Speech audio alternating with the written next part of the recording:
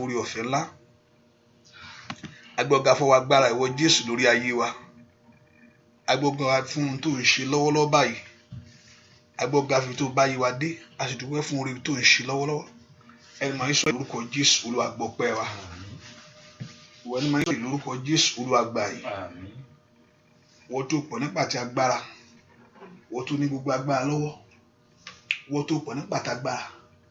Wọ́n tó ní gbogbo agbára lọ́wọ́. Olúwa gbọ́ ọpẹ́. Olúwa gbà yìí. Olúwa gbọ́ ọpẹ́. Olúwa gbà yìí. Olúwa gbọ́ ọpẹ́. Olúwa gbà yìí. Olúwa gbọ́ ọpẹ́. A gbọ́ fún iṣẹ́ ìyanu wọ Ọlọ́run. Olúwa gbọ́ ọpẹ́. Olúwa gbà yìí. Lónìí Olúwa jẹ́wọ́ agbára rẹ̀. Wọ́n tó ní ìyà lọ́wọ́ Olúwa jẹ́wọ́ agbára rẹ̀. Ẹni máa ń sọ̀rọ̀ ìnáwó agbára rẹ̀. Olúwa nawọ́ ìṣẹ́gun rẹ̀ jáde. Ọwọ́ ògo rẹ̀ Olúwa nà á. Ọwọ́ ẹwà rẹ̀ Olúwa nà á. Ọwọ́ ìbùkún rẹ̀ Olúwa nà á. Sínú ayé ẹnìkankan Olúwa bú jáde. Sílé ẹnìkankan Olúwa nawọ́ agbára ńlá. Járe ọ bàbá. Járe ọ bàbá. Ṣèyanu ńlá. A ó sì gbé ọ̀gá. A ó sì yìn ọ́ lógo. Láì lórúkọ Jésù Kristi Olúwa àti Olùgbàlà wa. Àmín. Ọmọ Ọlọ́run jẹ́ ká bẹ̀rẹ̀ sí dúpẹ́ lọ́wọ́ Jésù yìí. Children of God, let's start thanking this Jesus. Jẹ́ ká gbé Ọlọ́run ga fún oore rẹ̀ lórí ayé wa. Thank him for his good grace over us. Fún oore tó ṣe ní gbogbo ọ̀nà. For what he has done in every ramification of life. Fún oore tó ṣe lórí ayé wa. For all he has done in our life. Fún oore tó ṣe nínú ẹbí wa gbogbo. For what he has done in our family. Fún agbára tó fi kàn wá. For the powerful hand he has used to touch us. Mo fẹ́ ká gbé Ọlọ́run ga lọ́wọ́lọ́wọ́ báyìí. I want us to exalt this God right now. Mo fẹ́ ká dúpẹ́ fún oore ńlá rẹ̀ lórí ayé wa sẹ́. I want us to thank him for his good grace over us. Mo fẹ́ ká dúpẹ́ fún oore rẹ̀ lórí ayé ọmọ rẹ̀ I want gbogbo. us to thank him over your children. Mo fẹ́ ká dúpẹ́ fún oore ọ̀fẹ́ tá a rí gbà níwájú For the rẹ̀. grace you have restored, if you receive Ọba tó fi àánú ńlá gbà wá. God who has saved us with great mercy. Ọba tí òjò bàjẹ́. God who has not made things to get bad for us. Ọba tí òjò dàrú. God who has not made things to be disturbed for us. Mo fẹ́ ká gbé Ọlọ́run ga fún oore ọ̀fẹ́ Let's exalt yìí. him for this grace. Jésù ó mà ṣe o. Jesus, thank you. Lórí ayé wa ó mà ṣe. Over our life, thank you. Lórí ilé wa ó mà ṣe. Over our house, thank you. Lórí ayé ọmọ wa ó mà Over the ṣe. life of our kids, thank you. Lórí ẹbí ó mà ṣe. Over our family, thank you. Bẹ́ẹ̀ ká bẹ̀rẹ̀ sí dúpẹ́ lọ́wọ́ Ọlọ́run Let's yìí. start thanking him. Ọba tí òjò bàjẹ́. God who has been with us. Òjò dàrú. God who has not made things to Bẹ́ẹ̀ get ká us gbé for Ọlọ́run this. ga fún oore ọ̀fẹ́ Let's yìí. exalt him for this grace. Jésù ó ṣé o. Jesus, thank you. Jésù ó ṣé o. Jesus, thank you. Jésù ó ṣé o. Jesus, thank you. Fún oore ńlá lórí ayé wa sẹ́. For his great grace over us. Fún oore ńlá lórí ayé ọmọ wa. For the great grace over the life of our Fún kids. ètò tó ní fún For ayé the wa. plan you have for our life. Mo fẹ́ kó bẹ̀rẹ̀ sí dúpẹ́ lọ́wọ́ Ọlọ́run Let's exalt yìí. him. Ọ̀rọ̀ yìí ó mà tọpẹ́ o. This is worthy of praise. Ọ̀rọ̀ yìí ó gba ọpẹ́. This is worthy of praise. Ó gba ìyìn. It is worthy of praise. Ó gba gbogbo. Mo fẹ́ ká fi fún ní àárọ̀ I yìí. want us to give him all praise. Mo fẹ́ ká fún Ọlọ́run yìí. Let's give this God. Ọba tó bá wa gbé ẹrù ayé wa. God who has been lifting our rod with us. Ọba tí òjò dàrú. God who has not made things to get worse for us. Ọba tí òjò bàjẹ́. God who has been with us. Ọba tí ò jẹ́ káyé kẹ́gàn rẹ láyé. God who has not made people to Mo fẹ́ kó o dúpẹ́ lọ́wọ́ Ọlọ́run I yìí. want us to thank this God. Pé Jésù ṣé o. And Jesus, thank you. Fún oore ọ̀fẹ́ tí mo rí gbà. For the grace I've received. Fún àánú tó fi wáyé For mi the rí. mercy that you used to search for me. Fún oore ọ̀fẹ́ tí mo rí gbà. For the grace I've received. Fún àánú tó fi wáyé For mi the rí. mercy you have used to search for Ọwọ́ me. agbára tó fi kàn For mí. the powerful hand you have used to touch Bẹ́ẹ̀ my kó o dúpẹ́ life. lọ́wọ́ Ọlọ́run bẹ́ẹ̀. Thank this God like that. Ẹni máa ń Ísírẹ́lì ṣe o. Holy One of Israel, thank you. Ẹni máa ń Ísírẹ́lì mo yàn Holy ọ́. One of Israel, I exalt you. Ìwọ tó bẹ́ẹ̀ tó ju bẹ́ẹ̀ lọ. You that is worthy, that is more Mo than gbé that. ọ̀gá láàárọ̀ I yìí. exalt you this morning Torí pé ìwọ nìkan ni. because you are God. Ìwọ nìkan ló lè ṣe é. You are the one that can do it. Mo fẹ́ kó o bẹ̀rẹ̀ sí dúpẹ́ I lọ́wọ́ Ọlọ́run want us to yìí. thank him. Kábíyèsí o ṣé o. King, thank you. Mo fẹ́ kó o dúpẹ́ lọ́wọ́ Ọlọ́run. Thank you, Mo fẹ́ Jesus. kó o dúpẹ́ lọ́wọ́ Jésù Thank yìí. this King. Ẹni máa ń Ísírẹ́lì mo The yàn Holy ọ́. One of Israel, I Olùgbà ló exalt you. ṣeun fún oore Our gbogbo. Savior, I thank you. Olùgbà ló ṣeun fún oore rẹ lórí ayé Savior, I mi. thank you for your power. Jésù o ṣé o. Jesus, thank you. Dúpẹ́ lọ́wọ́ Ọlọ́run Thank yìí. this Jesus. Màá fẹ́ kó o dúpẹ́ lọ́wọ́ Jésù. Mothers, I want you to do that. Fún oore tó ṣe inú ayé For rẹ. what he has done in our life. Ọba tí òjò dàrú. God who has not made you to get what Ọba tí òjò bàjẹ́. God who has not made you to be in Ọba tó condition. gbà ọ́ lọ́wọ́ ìyà. The one who saved you from Ọba tó poverty. gbà ọ́ lọ́wọ́ The ogun. one who saved you from Ọba tí ò jẹ́ kí owó ogun ènìyàn kó borí The one rẹ. who has not made people Ọba tí ò jẹ́ kí ipá ọ̀tá kó ká The one ọ. who has not made people Bẹ́ẹ̀ smart kó o bẹ̀rẹ̀ sí dúpẹ́ lọ́wọ́ Ọlọ́run yìí. Let's thank this Jesus Fún iṣẹ́ agbára rẹ̀ lórí ayé rẹ. for the powerful hands in your Lórí life, ayé wa, lórí ayé in ọmọ your gbogbo. life and your entire Lórí family, ẹbí. in your family, lórí ojúlùmọ̀, in the entire family, lórí ọ̀rẹ́, among your friends, lórí ìjọ. among your colleagues. Dúpẹ́ lọ́wọ́ Ọlọ́run yìí. Thank this Jesus. Bí ọ̀tá ṣe ń rò Ọlọ́run ni ò As jẹ́. enemy thought, he has not made it to come to Bí reality. ọ̀tá ti ń gbèrò rẹ̀ Ọlọ́run ni ò Enemy jẹ́. thought has not made come to reality in your life. Mo fẹ́ kó dúpẹ́ lọ́wọ́ I Ọlọ́run want you yìí. to thank him. Jésù ṣe o Jesus, thank you fún ètò rẹ fún mi, for your plan over my life. fún ètò rẹ fún ayé For your mi, plan over my life. fún ètò rẹ fún ayé For ọmọ your mi. plan over the life of my life. Jésù ṣe o Jesus, thank you fún ètò rẹ lórí ilé mi gbogbo. for your plan over my Mo fẹ́ kó dúpẹ́ lọ́wọ́ Ọlọ́run Thank yìí. you, Jesus. Olùgbà ló ṣe o, Savior, thank you. ẹni máa ń Ísírẹ́lì ó The ṣe, Holy One of Israel, thank ọba you. tó pọ̀ nígbà tí a The gbà. one who is mighty in Ìwọ la fi power. gbogbo ògo You are fún, the one we are giving ìwọ la glory fi to. gbogbo ìyìn You fún, are giving ìwọ ló honor ní to. gbogbo ọlá, You are the one that holds ìwọ all ló the ní honor. gbogbo ìyìn, You are the one that holds ìwọ all ló the ní gbogbo glory. ọlá, You are the one that ìwọ holds ló all ní the gbogbo glory. ìyìn, You are the one that holds all ìwọ the ló ní honor. gbogbo ọlá, You are the one that holds ìwọ all ló the ní glory. gbogbo ìyìn, You are the one that holds all the ìwọ ló honor. ní gbogbo ọlá, You are the one that holds ìwọ all ló the ní glory. gbogbo ìyìn. You are the one that holds all the Ọlọ́run á glory. gbé ọ̀gá fún oore The ọ̀fẹ́. Holy One of Israel will exalt Ọlọ́run á you. yìn ọ́. The Holy One of Israel will Ẹni máa ń praise you. Ísírẹ́lì á gbé The ọ̀gá. Holy One of Israel will Olúwa praise you. ṣeun Father, we exalt fún you. iṣẹ́ agbára rẹ̀. Powerful hand. Olúwa ṣeun Father, we thank fún you. iṣẹ́ ògo For rẹ̀. your great Olúwa ṣeun Father, we thank you. fún iṣẹ́ ẹwà rẹ̀. For your beautiful works. Olúwa ṣeun Father, we thank you. fún ohun tí wàá ṣe For what you lónìí. are going to do today. Torí wàá já gbogbo èdè. Because you are going to break all bondage. Torí pé ó tú wa sílẹ̀. Because you are going to lose us Gbọ́ today. àdúrà lórúkọ Jésù Kristì Olúwa wa. Amen. Bí wọ́n ká tó dúpẹ́ fún oore ọ̀fẹ́ tá a rí gbà. I want us to thank him for the great grace we have Bí pé received. tíyàn bá mú oore Ọlọ́run, If we know God's goodness, ẹni tó bá mọ inú rò á mọ̀ pẹ́. he who knows how to think will know how to think. Mo fẹ́ ká ronú jinlẹ̀ dáadáa I o. want to think deeply. Lọ́tún ló sì Sátánì gbógun. Both left and right, Satan has been waging war. Ṣùgbọ́n Ọlọ́run ni ò fún ṣe. But God has not given him that power. Sátánì jà títí. Satan fights every time. Ọba tí òjò borí ilé rẹ̀. God has not made him to overcome the Bẹ́ẹ̀ ká dúpẹ́ family. fún àǹfààní tá a rí gbà I want yìí. us to thank him for the grace Bí we have Ọlọ́run ó received. ṣeun fún oore ọ̀fẹ́ That tó fi Jesus, gbà thank mí you o. for the grace we have received. Olúwa ṣeun fún oore ọ̀fẹ́ tí mo rí gbà. Father, I thank you for the grace we have received. Olúwa ṣeun fún àánú rẹ lórí Father, I ìlú thank you gbogbo. for your mercy over my family. Jésù mà ṣeun o. Jesus, thank you. Olùgbà ló ṣe. Savior, thank you. Olùgbà ló ṣe. Savior, thank you. Olùgbà ló ṣe. Savior, thank you. Olùgbà ló ṣe. Savior, thank you. Olùgbà ló ṣe. Savior, thank you. Olùgbà ló ṣe. Savior, thank you. Olùgbà ló ṣe. Savior, thank you. Fún iṣẹ́ ìyanu For rẹ. your powerful hands. Olúwa ṣe. Father, thank you. Fún iṣẹ́ ògo For rẹ. your beautiful hand. Olúwa ṣe. Father, thank you. Fún iṣẹ́ ẹwà rẹ. For your beautiful works. Olúwa ṣe. Father, thank you. Fún iṣẹ́ àánú For rẹ. your merciful Lórí works. ayé mi Over my gbogbo. family. Lórí ayé ẹbí mi Over the gbogbo. of my Dúpẹ́ family. lọ́wọ́ Ọlọ́run. Thank Jesus. Dúpẹ́ lọ́wọ́ ọ̀rọ̀ Jésù Thank yìí. you, God. Kábíyèsí oṣó. Savior, thank you. Gbọ́ àdúrà lórúkọ Jésù Kristì Olúwa wa. Amen.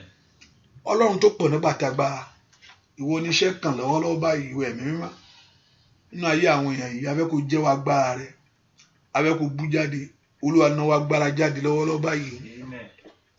fi ṣẹ́gun rẹ hàn Amen.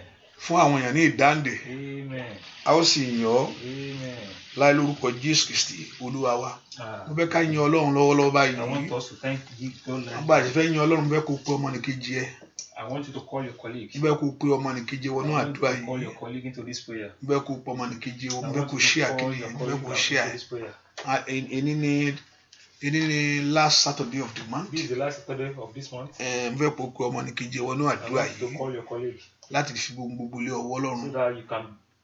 Mo sì mọ̀ pé ẹni tó lágbára yìí yóò fi agbára rẹ̀ I hàn know lórí this ayé wa. powerful man will surely show his powerful hand, A sì ṣe ìyanu. and he's going to do Mo wonders. sì fẹ́ kó ṣe ọkàn rẹ páyà. I want you to open your mind. Wàá sì rí ìyanu Ọlọ́run ní See God's àárọ̀ powerful yìí. hand this morning. Torí pé bẹ́ẹ̀ sọ pé nígbà táwọn àwọn tiẹ̀ tábà méjì tàbí mẹ́ta bá wà. People say where 2, 3 of us are gathered. Ó ní bẹ́ẹ̀ ni ibẹ̀ ló wọ́n á wà. He said that is where I will do it.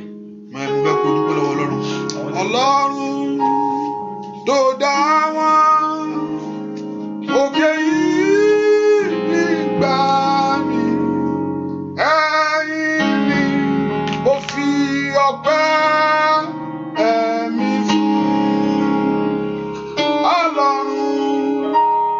Ọlọ́run tó dá wọn òkè yìí nígbà mi ẹ̀yìn ni ó fi ọpẹ́.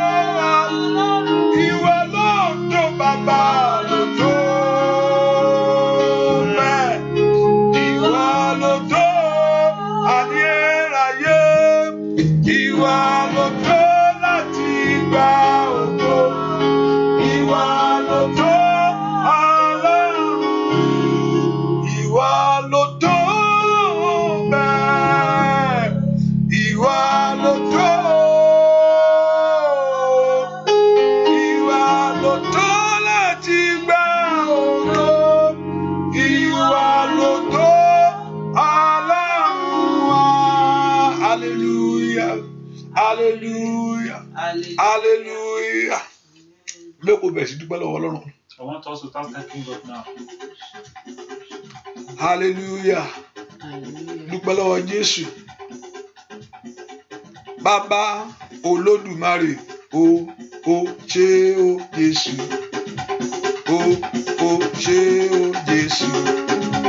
O ṣé o Jésù. O ṣeun o. Ẹ Jésù. O ṣé o. Jésù. Adúpẹ́ o. Ẹ ṣé. O ṣé o. Jésù. Oya o ṣé o Jésù. Bàbá o ṣé o Jésù. Alágbára o ṣé o Jésù. O ṣeun o. O ṣé o. Jésù. Adúpẹ́ o. O ṣé Jésù. O ṣé. Mo fẹ́ kó dúpẹ́ lọ́wọ́ Ọlọ́run aláìṣẹ̀. Alágbára tó pọ̀ nípa ìjàgbára. Òde kábíyèsí o ṣé. Olódùmarè ńlá. Alágbára gíga. Kábíyèsí o. Ẹ ṣé o. Ọwọ́ rẹ̀ dàṣẹ. Kábíyèsí o. Ẹ ṣé o. Olórí ayé gíga. Alágbára gíga Ọlọ́run ńlá. Jésù mà ṣe o. Ọba tó pa wá mọ́ tó dá wa sí. Olódùmarè ńlá. Kábíyèsí o. Ẹ ṣé o. Ayérayé ẹ máa ṣe o. Ẹ ṣé o. Ayérayé ẹ máa ṣe o. Ẹ ṣé o. Olódùmarè ẹ máa ṣe o. Ẹ ṣé o. Kábíyèsí o. Ẹ ṣé o. Ọwọ́ rẹ̀ dàṣẹ. Mo fẹ́ kó gbé Ọlọ́run ga. Mo fẹ́ kó ní alágbára gíga sẹ́. Ọba tó pọ̀ nípa agbára. Ọba tó dọ̀ sí tọmọtọmọ sẹ́. Ọba tí òjò bàjẹ́. Ọba tí òjò kú fún ayé rẹ ni. Kábíyèsí o. Ẹ ṣé o. Olódùmarè ẹ máa ṣe o. Ẹ ṣé o. Alágbára ẹ máa ṣe o. Ẹ ṣé o. Ọba mímọ́ ẹ máa ṣe o. Ẹ ṣé o. Mo fẹ́ kó dúpẹ́ lọ́wọ́ Ọlọ́run alààyè. Ìjíjà lọ́tún ó jà lósì o. Lánàá, àwọn tán ló kọjá kò ń ṣe kékeré mi. Ṣùgbọ́n Ọlọ́run ọba tí òjò kàn ọ́, tí ò sì ní kàn ọ́. Mo fẹ́ kó dúpẹ́ lọ́wọ́ Ọlọ́run alààyè. Bàbá, mo mọ̀ pẹ́ wá.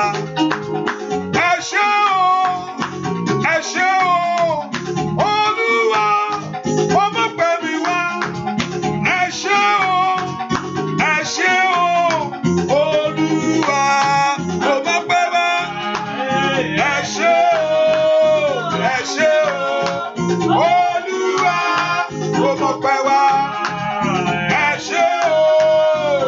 Ṣé o. Olúwa, mo mọ̀ pẹ́ wá o. Ẹ ṣé o. Ẹ ṣé o. Olúwa, mo mọ̀ pẹ́ mi wá. Ẹ ṣé o. Ẹ ṣé o. Mo mọ̀ pẹ́ wá. Mo mọ̀ pẹ́ wá. Ẹ ṣé o. Ẹ ṣé o. Olúwa, mo mọ̀ pẹ́ wá. Ẹ ṣé o. Ẹ ṣé o. Olúwa. Akọrin máa yìn bàbá tó ṣẹ́gun fún mi o. Akọrin máa yìn bàbá tó dá mi láre o. Akọrin máa yìn bàbá tó ṣẹ́gun fún mi o. Akọrin máa yìn bàbá tó dá wa láre o. Ó tó ṣẹ́gun fún mi. Ó tó ṣẹ́gun fún ọ̀sẹ̀. Ó tó dá ọ láre sẹ́. Ó tó ṣẹ́gun fún ọ̀sẹ̀ bàbá. Akọrin máa yìn bàbá tó ṣẹ́gun fún wa o. Akọrin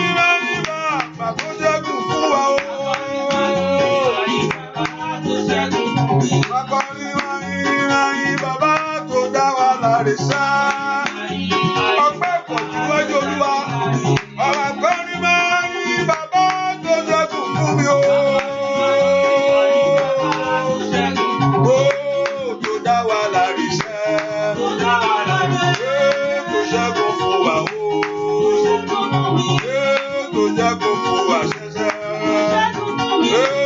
Tó dá wa láre ṣẹ́.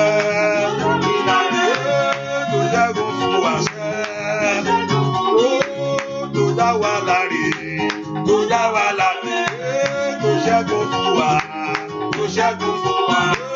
Tó ṣe yànnà yìí wá. Tó dá wa láre ṣẹ́. Tó dá wa láre. Tó dá wa láre. Akọni máa yin bàbá tó ṣẹ́gun fún wa. Máa yin bàbá tó ṣẹ́gun fún wa. Dúpẹ́ lọ́wọ́ Ọlọ́run ọba tó fi ọwọ́ agbára ka ayé rẹ ni. Thank God who has touched your life with a powerful hand. Ọba tí òjò porú fún ọ. God who has not made things to be bad. Ọba tí ò fún Sátánì bó ṣe ń rò God who ó. has not given chance. Ó ń rò títí pé àkàìjẹ́ kó ń kó palẹ̀ rẹ̀ mọ́. Satan wants to destroy everything. Ọlọ́run onírun ò gbà ní. God has not given Torí pé òun sì ní nǹkan tó fẹ́ fa ayé rẹ̀ ṣe. Dúpẹ́ fún ayé ọmọ rẹ sẹ́. Thank him for the life of his Oníká mú ọpẹ́ wá síwájú òun ni. Oníká mú ìyìn wá síwájú òun ni. Olúwo ṣe fún ọwọ́ agbára tó fi kàn mí o. Olúwa mo gbé ọ̀gá ibi tó báyìí mi dé. Ibi tó sì ń báyìí mi lọ. Ọba tí ò ní jó dúró tì ọ́. Ọba tí ò ní jẹ́ káyé ṣe yẹ̀yẹ́ rẹ̀. Bẹ́ẹ̀ kó dúpẹ́ lọ́wọ́ alágbára yìí. Bẹ́ẹ̀ kó gbé ẹni tó pọ̀ nípa àtàgbára yìí ga. Ẹni máa ń Ísírẹ́lì o mà ṣe o. Ẹni máa ń Ísírẹ́lì o ṣe o. Nínú ayé mi sẹ́. Gbọ́ àdúrà lórúkọ Jésù Kristi Olúwa wa. Láàárọ̀ mo fẹ́ kó ṣe ọkàn ẹ̀ pa mi tó wà yẹn. A dúpẹ́ fún Facebook, YouTube pé sínú church ṣùgbọ́n o ṣe lè gbàdúrà. We thank you for the social media that you cannot. Bó ṣe ń ro àmàlà yẹn mo fẹ́ kó ṣe ọkàn pa As you yẹn. are doing that work you are doing, I want to open your mind. Bẹ́ẹ̀ ni o lè ṣe oore ọ̀fẹ́ téèyàn nínú. That is the grace you have. Èèyàn ṣáà lè gbé kókó pọ́ọ̀tù wọnú ṣọ́ọ̀ṣì kó máa rò ẹlẹ́mìí èṣù nìwọ̀ yìí. Hallelujah. Amen. Ṣùgbọ́n oore ọ̀fẹ́ o lè rò pápápá We ní. have grace to do so many things. Ṣùgbọ́n bó ṣe ń ṣe yẹn mo fẹ́ kó gbàdúrà. But as you are doing it, I want You you can be to driving mo fẹ́ kọkàn ẹ̀ ṣípa sí Ọlọ́run. If you are driving, I want you Fẹ́ to kí Ọlọ́run kó mind. pàdé rẹ I lónìí. want to meet Ẹ you. porúkọ Jésù. Call the name of Olúwa Jesus. ìwọ ni mo wá wá láàárọ̀ yìí. Lord, you are the one I've come to speak. Gbogbo mọ̀ pẹ́lẹ́ṣẹ̀ ni mí. I know that I am the sinner. Ojú ò ní jẹ́ kí n rí ọ ní What ẹ̀ṣẹ̀ will not ayé make mi. me to see you is Bóyá mercy. dáríjì mi bàbá. Forgive me. Jẹ́ n ráàánú gbà. Let me receive mercy. Fọwọ́ orí ọ̀fẹ́ gbà mí. Use your hand to Bẹ́ẹ̀ touch kó bẹ̀ sí me. mọ ara rẹ níwájú Ọlọ́run lọ́wọ́lọ́wọ́. Ọlọ́run gbogbo ẹ̀ṣẹ̀ mi pátá. Èyí tí ò jẹ́ kí n rógo rẹ láàárọ̀ yìí. Gbogbo ẹ̀ṣẹ̀ mi pátá. Èyí tí ò jẹ́ kí n rí àánú rẹ. Olúwa dáríjì. Mo mara mi o. Olúwa mo mara mi o. Olúwa mo mara mi o. Olúwa mo mara mi o. Mo mọ ẹ̀ṣẹ̀ mi. Gbà mí lọ́wọ́ ẹ̀ṣẹ̀ yìí. Olúwa gbà mí lọ́wọ́ ẹ̀ṣẹ̀ yìí. Ẹ̀ṣẹ̀ yìí má jò jàre mi. Ẹ̀ṣẹ̀ yìí má jò borí mi. Olúwa gbà mí lọ́wọ́ ẹ̀ṣẹ̀ yìí. Ẹ̀ṣẹ̀ ìbínú yìí. Ẹ̀ṣẹ̀ ìbínú yìí. Orúkọ Jésù. Olúwa gbà mí lọ́wọ́ ẹ̀ṣẹ̀ yìí. Ní orúkọ Jésù ọmọ náà lanu kó gbàdúrà. Sọ fún Ọlọ́run ìgbéraga ọkàn. Ina makusha tatali para ikaperosa ìfẹ́kùfẹ́ ẹ pé orúkọ Jésù mokoli boko shanda lebo. Olúwa dáríjì mi. Olúwa fún mi lágbára. Olúwa fún mi lágbára. Olúwa fún mi lágbára. Olúwa fún mi lágbára. Olúwa fún mi lágbára. Ní orúkọ Jésù. Olúwa fún mi lágbára láti borí ẹ̀ṣẹ̀. Ní orúkọ Jésù. Gbọ́ àdúrà lórúkọ Jésù Kristi Olúwa wa. Bára rẹ ṣe tèmi o bàbá. Ọlọ́run ló lè ṣe. Mo fẹ́ kó bèrè fún agbára yẹn. Agbára rẹ ṣe tèmi o. Agbára rẹ ṣe tèmi. Bàbá o. Agbára rẹ ṣe tèmi o. Alágbára o. Agbára rẹ ṣe tèmi. Ó dára fún mi. Ó dára fún mi láyé. Ó dára fún mi lọ́run.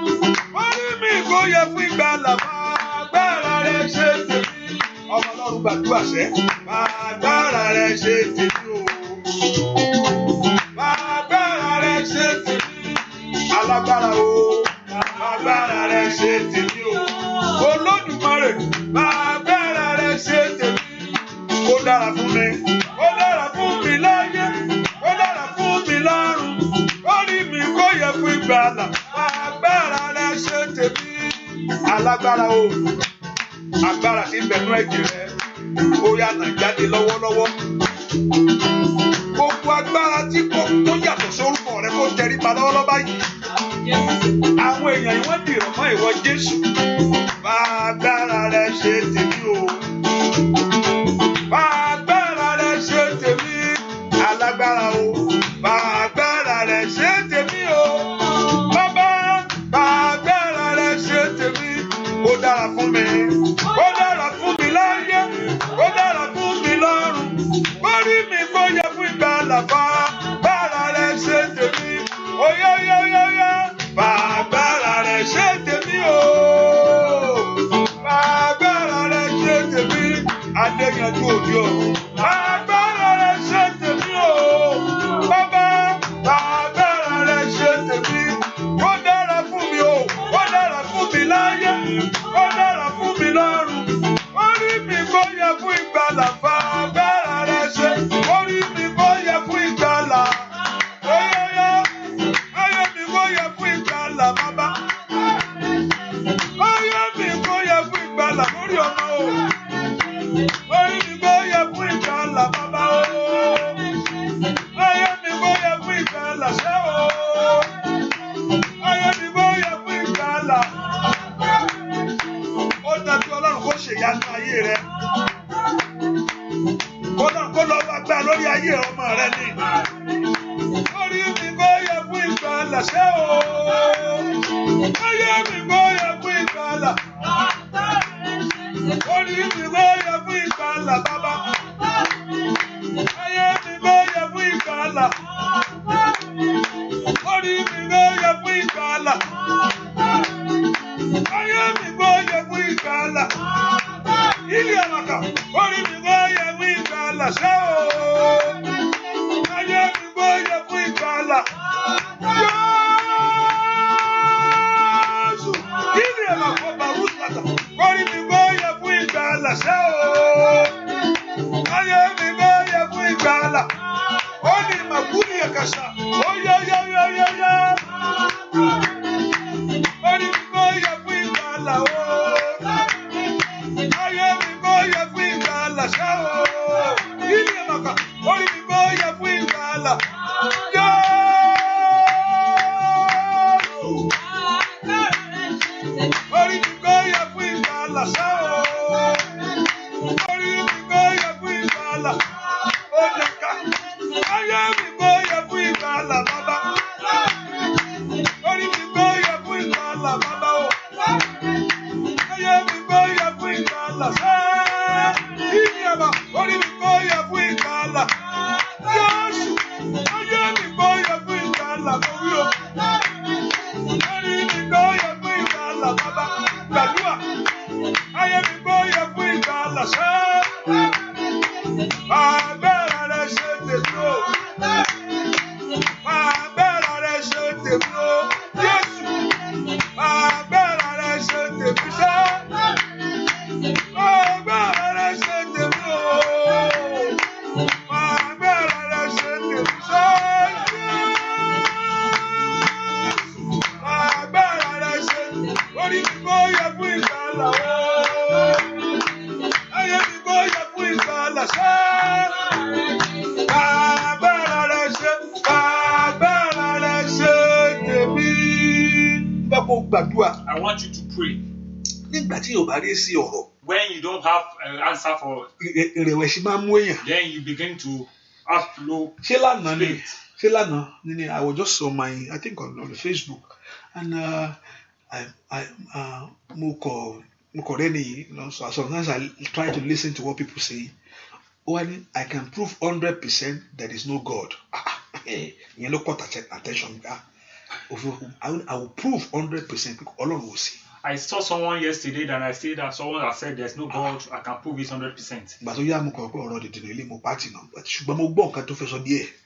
I later listened to him, Lóòótọ́ ó dẹ̀ bẹ̀ sí sọ̀rọ̀ ìsọkúsọ lẹ́nu ara ẹ̀. and he started saying rubbish. Ẹni tí nǹkan bá tó yẹ pé òun wá ń ké pe Ọlọ́run yẹn, ẹni tó wá ń ké pe Ọlọ́run Someone who is calling upon God tó bá ń béèrè nǹkan kan lọ́wọ́ and is Ọlọ́run asking for something from God tó sì pẹ́ and is delayed, tó wá pàdé irú yàn bẹ́ẹ̀ and yẹn, he met someone like that, á gbọ́ ọkàn rẹ̀ kúrò, then he will surely wipe him á out. gbọ́ ọkàn rẹ̀ kúrò pàpàtà o. Surely with spirit. Bẹ́ẹ̀ kúrò tọ́ dẹ̀ nílò tọ́ ní máa yẹn dẹ̀ sọ lóòótọ́. That is like it's true. Ọlọ́run ta képe títí tí ò dáhùn. God whom we have called and is not And he answering. proved ó bẹ̀ sí sọ pé this me ní kì í sọ because I don't want to put something in your heart. And he proved so many things. That I don't want to put something in your heart that sometimes faith comes by hearing the word of God. So certain things you don't listen to it because it will shake your faith, But it pounds in my heart that nǹkan tí arákùnrin sọ tó bá pàdé ẹni tó ní ìṣòro.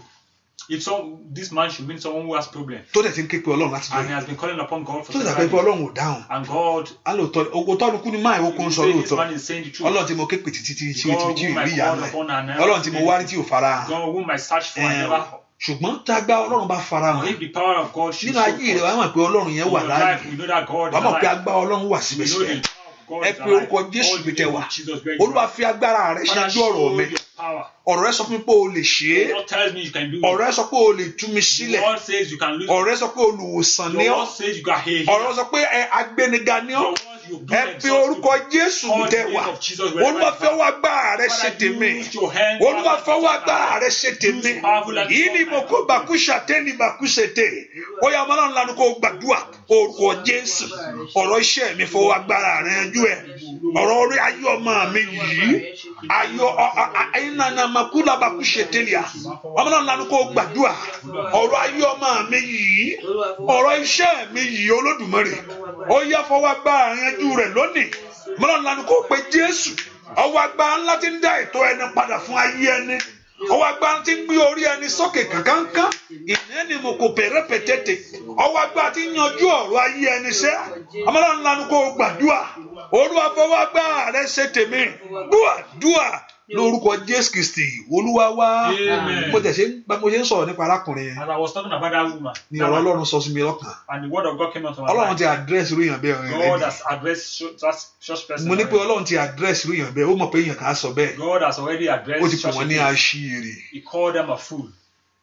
Ọlọ́run ti pè wọ́n ní God aṣiwèrè called them a fool pé tí kò yé ni that they do not understand. ẹ bá Ọlọ́run ò sí Whoever said there is no God, ìgbà tó bá dọ̀run when it gets to kò tẹ̀ ní heaven, kéèyàn béèrè you don't even need to ẹ ask gbọ́ ṣe Ọlọ́run dà that where is torí God. pé Ọlọ́run tó sọ pé kò sí yẹn wàá dó wájú rẹ̀ bá lálálá You will surely stand before kò him. ní kéèyàn sọ ọ̀run ìyá mọ̀ You will know the it's just a truth matter when of you the get to time ni heaven. ẹni tó kú lónìí ó ti mọ̀ pé Ọlọ́run ò sí Ọlọ́run ò lágbára wádìíwájú ẹ̀ káàbọ̀ Whoever dies today knows the èmi truth tó now. lóòsì kò tẹ̀ ní kéèyàn béèrè pé ẹ gbọ́ ṣe Ọlọ́run rèé iwájú ẹ̀ ni yóò jókòó sí Or you are going to be in the front. hallelujah so Bíbélì ti sọ nípa èèyàn bẹ́ẹ̀ Bible has already started kó kan tó talking bí about irú èèyàn tó sọ̀rọ̀ jáde before that. Bíbélì ti sọ pé ẹnìkan yóò sọ báyìí Bible has already ṣùgbọ́n said àṣìírí inú èèyàn but bẹ́ẹ̀ such a person is a no fool. matter what it is that is going on in your life Sí ohun tí ó bá ṣẹlẹ̀ nínú ayé rẹ̀, don't let it be in your heart sometimes Satan want to put a doubt in our má jẹ́ heart kó wà nínú ọkàn rẹ pé kò sí Ọlọ́run. sometimes because of what you are passing through Nígbà mìíràn torí nǹkan tí yàn ń là he kọjá, told you that he has a better place for you ó sọ fún wa pé òun ní ìgbèkókò tó bẹ́tà. heaven is a settlement of everything in our life Ọ̀run jẹ́ ìyànjú fún gbogbo ìṣòro wa. so just put your hope in it So kò fi ọkàn rẹ sí. no matter what you are going through Kò sí ohun tó lè máa là in your kọjá. life just let's settle it with your heart there's a better place for me Jẹ́ kí o mọ̀ pé ibi tó dára wà fún he ọ. promised us that Ìlérí ẹ pe orúkọ Jésù lónìí náwó agbára jáde today first force your ogun hand. ayé mi wọlé wájá Problem of my life. ogun tó dúró ti ràn mí tí òjò ṣe Problem that stand with my rí ogun tó generation. dúró ti ràn mí tí òjò ń gbé Problem that stand with my ogun tó generation. dúró ti ẹ̀jẹ̀ tó àwọn inú ẹ̀jẹ̀ tí ń bá ayé mi jà ọbẹ̀rẹ̀ sọ pé ẹ̀ tí ìṣẹ́gun ẹ̀ṣẹ̀ dé inú ẹ̀jẹ̀ You are not yìí ni màkà ogun ẹ̀jẹ̀ tí ń ja ayé mi sẹ́ oyè ọmọ náà ń tẹrí rẹ̀ bá lónìí ẹgbẹ́ ogun ayé mi mẹ́ yìí ni mo kò pàrúsà tàtàtà ogun tí ń dojú rẹ̀ délẹ̀ ogun tí ń bá tí ń fa oore sẹ́yìn ẹ pe orúkọ ogun má ṣe rere ogun lé bàbá ogun lé ìyá ogun lé ọkọ ètò dúró ti ayé mi gbàngbàngbàngbà iná mo kò bàkú sàtálì bàkàsàtà àwọn náà lanu kò gbàdúrà ní orúkọ Jésù Olúwa bọ́ ogun ìwí Olúwa bọ́ ogun tí ò fẹ́ kí n mọ̀ gẹ́gẹ́ bí Ọlọ́run ogun àfìyàjẹni ogun agbásọlára ẹni ẹ pe orúkọ Jésù Olúwa tẹrí rẹ̀ bá lónìí Olúwa bọ́ ogun ayé mi wí báwí báwí báwí báwí báwí báwí olùgbàlà báwí olùgbàlà báwí olùgbàlà ogun tí ò fẹ́ kí n ṣe rere ogun tí ò fẹ́ kí n ju bí mo ṣe wà lọ láyé ogun tó ní kó máa rákò lójú kan ẹ pe orúkọ Jésù ìkàlàbàkàbàkù sòtòtòtèlìyà rèpèpèsí kẹtẹtẹtẹ ogun tí ó ní kí ayé ẹni máa rákò lójú kan ogun má ṣe rere ogun má rore mú ogun má rore tọ́ka sí ogun lè ràn ní orúkọ Jésù ogun àgbà ayé ẹni ẹ̀yìn ogun aṣọ ayé ẹni dèrò ẹ̀yìn ọmọ náà lanu kó gbàdúrà Olúwa tẹrí ogun náà bá ní ogun àgbà ayé ẹni ṣí ẹ̀yẹ ogun àgbà aṣọ lára ẹni ọmọ náà lanu kó gbàdúrà tẹrí ogun ìbá tẹrí ogun ìbá gbúàdúà lórúkọ Jésù Kristi Olúwa wa ogun ayé yẹn kò fẹ́ kí èèyàn mọ̀ pé Ọlọ́run ni problem don't want you to know that there is God. Ìdí tó fi ń jà ọ́ nìyẹn. That is why it's fighting Láti against ṣí you. ọkàn rẹ kúrò ní To Ọlọ́run. make your mind shift away from God. I said to us that go and look the content, the discussion between Satan and God. Ó dára kí o gbọ́ ohun tí Sátánì àti Ọlọ́run sọ. Between and Noah and Job. Lórí ayé Job. On Job. You see the contention, the main word there, he will deny you. Yorùbá rí ohun tí wọ́n sọ ni pé ó ń sọ fún Èṣù sọ fún Ọlọ́run wípé Job yóò fi Ọlọ́run sílẹ̀. And everyone will face such a trial in our life. Gbogbo wa náà láti máa la ohun kan báyà kọjá nínú ayé wa. Whether we will deny God, Satan wants us to deny God to prove that our love for God is not right. Sátánì fẹ́ jẹ́ kí a fi Ọlọ́run sílẹ̀ kí ó lè mọ̀ pé Ọlọ́run a ò nífẹ̀ẹ́ For Ọlọ́run. God to say that those people don't say you created in your image, they don't really love you. Kí Ọlọ́run kí ó lè sọ pé àwọn èyí tó dá ní ẹ̀wọ̀ ara rẹ̀ wọ̀n ṣebí ènìyàn. Thank you, my Jesus. Ta ló ń jẹ́ Ọmọládé? Bí ẹ̀zọ̀ Ọmọládé. Lórúkọ Jésù, Ọlọ́run kó gbàdúrà fún ọ. Ọmọládé Olódùmarè, lórúkọ Jésù kó gbọ́wọ́lé ọ. Amen. Get us you. Lórúkọ Ọmọládé, kí Jésù kó súre fún ọ. May you be blessed. Lórúkọ Jésù, kí Jésù kó súre fún ọ. Amen. Ìyanu kó ṣẹlẹ̀. Amen. Àní ẹ pé orúkọ Jésù Call dáadáa. the name of Jesus there. Olúwa fa aṣọ ìyà lára mi. Father, tear that problem. Gbogbo aṣọ òṣì tí ayé wọ̀ mí. Every garment of Aṣọ má tẹ̀gbẹ́ tí ayé dá fún mi. every garment of poverty. Èyí tó fi jìnkí ayé rẹ. They have been given Ọlọ́run to gbà you. lára mi lónìí. Take away from my life. Aṣọ má ṣe rere má mú ohun rere jáde. That garment that says that Èyí tí ayé wọ̀ fún ìran mi sẹ́. Pẹ́nu ìran wọn kò sẹ́ni tó lè ṣe léyìí. my generation will not Ìnànànà máa kú kàpá lẹ́bàtà. Olúwa bọ́ aṣọ náà kú lára mi. Aṣọ tí ogun ìran rán fún mi. Aṣọ tí ogun ìran rán fún mi. that clothes that generation has sold. Aṣọ tí ogun lé bàbá wọ̀ fún mi sẹ́. That generation. Oyè. Olúwa fi àánú rẹ bọ́ dànù. Oyè tú aṣọ ọ̀run wọ̀ fún mi. Ẹ wọ aṣọ àṣeyọrí fún mi sẹ́. Oyè ọmọ náà lánàá kó gbàdúrà. Orúkọ Jésù. Àní bọ́ṣọ ìyà lọ́rùn mi sẹ́. Ìní mo kò bẹ́rù sọ́tẹ́lẹ̀ bó kò ṣàdá. Oyè gbàdúrà. Olúwa bọ́ aṣọ òṣìnú ayé mi. Gbogbo aṣọ tí ayé wọ̀ fún mi, gbogbo aṣọ ìtìjú. Aṣọ mọ́tẹ̀gbẹ́ márùn rere mú. Ní orúkọ Jésù, aṣọ mọ́ ṣe rere. Ọmọ náà lánàá kó gbàdúrà. Olúwa bọ́ aṣọ yìí.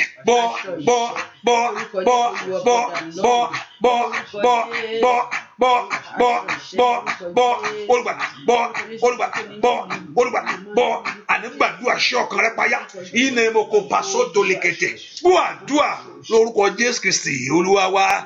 Ẹnìkan ló bè lọ́bìnrin ọkàn ní pé kí ló máa ń jẹ́ kí lẹ́mí pé ṣe ọkàn payá. Someone asked me that, what do you mean by be inspired? Jẹ́ kí ọkàn wa kó wà nù nǹkan tí wọ́n sọ. That means your mind should be in whatever you are Jẹ́ kí doing. ọkàn wa kó wo Jésù ni. That your mind should look at Ẹni Jesus. pé kí n la ọkàn mi ni. That means, No, di ọkàn rẹ mú ni. are you saying? Hallelujah. Praise the Lord. Hallelujah. Praise the Lord. Àní ẹ pé orúkọ Call the Jésù name of Jesus. ní ọ̀nà àrà ìbá ayé mi pàdé. In a miraculous way, Father, meet me. Ẹ jẹ́ ohun tó ń bá ayé mi kiri kó wọlé lónìí. Everything fighting against me, let them be Ẹ swallowed. jẹ́ ohun tó ń tẹ̀lé ìran mi kó padà lẹ́yìn Every mi sẹ́. generation problem should. Ohun tó ń tẹ̀lé ayé ọmọ mi gbọ̀ngbọ̀ngbọ̀ngbọ̀. Every problem following my Sátánì ń tẹ ayé ẹni kiri kó lè ba ayé rẹ̀ jẹ́ Satan ni. is following so that Ohun tó ń tẹ̀lé ayé mi kó padà. following my life. Ogun ìran yìí kó padà lẹ́yìn mi sẹ́. Ogun mọ́ṣẹ́rẹ́ kó padà lẹ́yìn mi. Ogun mọ́ṣẹ́rẹ́ kó padà lẹ́yìn mi. Ogun àrọ́mọbí yìí kó padà lẹ́yìn mi. Ogun àrọ́kọ yìí kó padà lẹ́yìn mi. Ẹ fi orúkọ Jésù. Gbogbo agbára tó fẹ́ fi àkókò mi ṣòfò. Gbogbo agbára tó fẹ́ gba oore sọnù mọ́ mi lọ́wọ́. Olúwa tẹrí ogun yìí bá. Olúwa tẹrí ogun yìí bá. Ogun ayé mi wọlé. Màdànà máa kó bẹ̀rù bẹ̀tẹ̀tẹ̀tẹ̀. Dúà lórúkọ Jésù Kristi. Olúwa wá. Ogun ayé mi máa jáde lọ. Ogun ayé mi máa jáde lọ. Ó jáde o. Nínú ayé mi aláṣẹ ibẹ̀ ló ní o jáde. Ìwọ tó ti ṣe àkíní ẹ̀mọ́ kò ṣe àìní. If you are here to share, can you do that right now? Mélòó la wà? Èkílẹ̀ nínú ẹni 30. Níbo mo wà? 28 ni. Ogun ayé mi máa jáde lọ. Ogun ayé mi máa jáde lọ. Jáde o. Nínú ayé mi aláṣẹ ibẹ̀ ló ní o jáde. Óyá ogun ayé mi máa jáde lọ.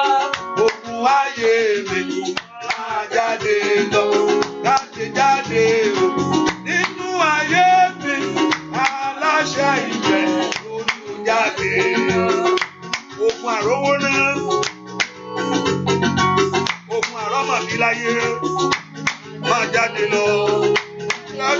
Inú ayé mi, aláṣẹ ìjẹ́ ló jáde.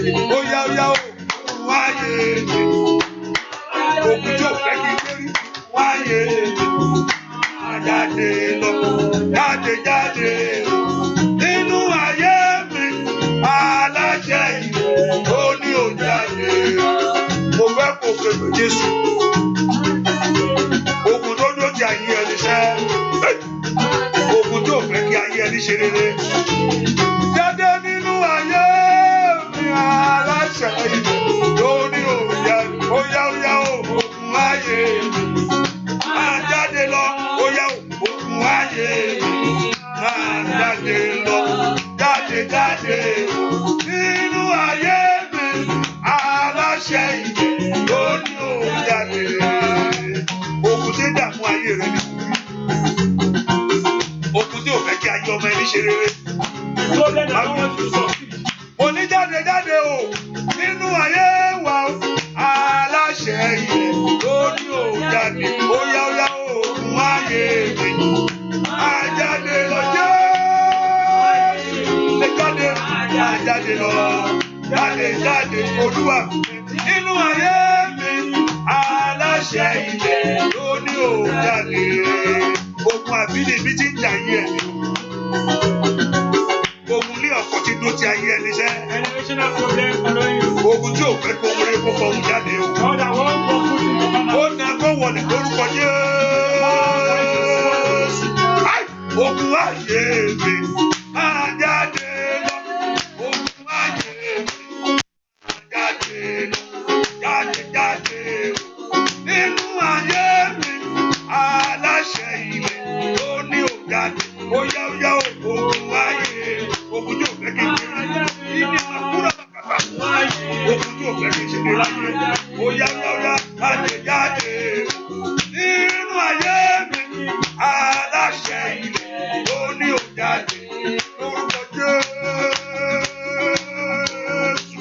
Gbogbo ogun tó dó ti ayé àwọn èèyàn. Ó yẹ ìwọlẹ̀ pàmàtà. Jáde o. Nínú ayé wa, aláṣẹ ilẹ̀ ló ní ó jáde. Ó yá òkun ayé mi. Ó yá jáde òkun ayé mi. Máa jáde lọ, jáde. Nínú ayé mi, aláṣẹ ilẹ̀ ló ní ó jáde. Ogun tó dún ti ayé ẹni tí ò fẹ́ kí ayé ẹni gbé nígbà. Ogun tí ò fẹ́ kí ìhàn rí ìlú tó ń wá. Ogun tí ò fẹ́ kí ìhàn ṣe rere. Ọlọ́run lè jáde o. Olúwa mo ti sapá mi títí. Olúwa mo ti sapá mi títí. Bí ogun ìjáde lórí ayé ìwọ̀ṣẹ́. Jáde o. Inú ayé mi, aláṣẹ ilẹ̀ ló ní ó jáde. Ó yá òkun ayé mi. Máa jáde lọ. Òkun ayé mi. Máa jáde lọ. Jáde. Inú ayé mi, aláṣẹ ilẹ̀ ló ní ó jáde. Ọlọ́run mi, bàrà mi lọ́wọ́ o. Ọlọ́run mi, ẹlẹ́dàá mi, wá gbè mí níjà. Ọlọ́run mi, ẹlẹ́dàá mi, wá ràn mí lọ́wọ́ o. Ọmọ mi ti dúró ti ayé ẹni. Ọlọ́run mi, wá gbè mí níjà o. Ó yá lórúkọ Jésù. Wá ràn mí lọ́wọ́ sẹ́.